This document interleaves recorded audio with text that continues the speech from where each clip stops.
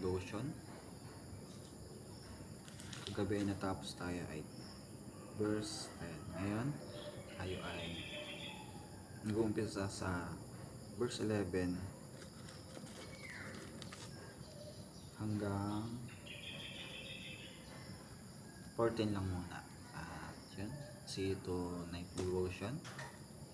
At umpisa na natin. Ang ari-arian ng isang mayaman ay kanyang kanlungan. Akala niya ay maliligtas siya ito sa oras ng kapahamakan. Ang pagmamataas ay nagbubunga ng kapahamakan.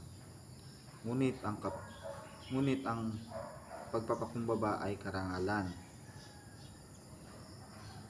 Nakakahiya at isang mangmang ang isang taong sumasagot sa tanong na hindi naman niya nalalaman. Ang matatag na kalooban ay mabuti sa tao, ngunit kung mahina ang kalooban, anong mangyayari rito?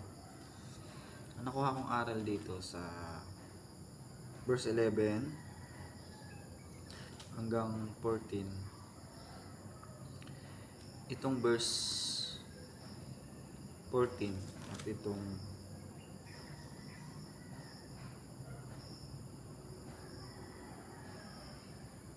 verse 12.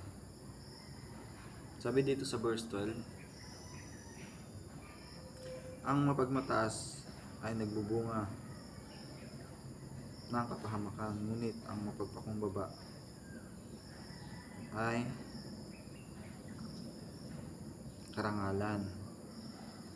So yun, huwag tayong maging tinuturuan tayo ng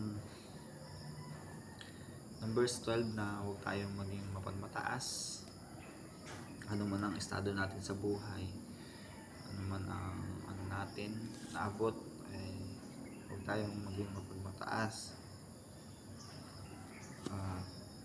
Yun, maging mapagpakumbaba tayo at tayo ay tawag doon, karangalan.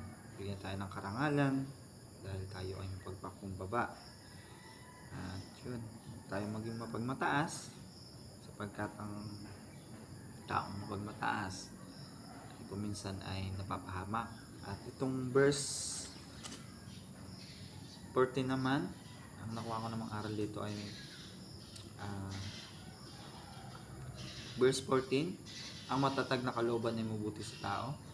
So yun, mabuti sa tao ang matatag ang kalooban, dahil anumang sitwasyon, anuman ang problema dumating, ay malalagpasan niya ito. Natin ito. At yun, nawa ay maging matatag tayo, maging matatag ang kalooban natin. At salamat sa Panginoon sapagkat patuloy niya tayong sinasamahan at patuloy tayong binibigyan ng katatagan ng Panginoon sa anumang sitwasyon ng buhay. At yun, sana ay nakuha niyo yung gusto kong sabihin, gusto kong iparating sa inyo. At yun, kita-kits tayo sa night devotion mamayang gabi. God bless po. At yun po, see you to next video.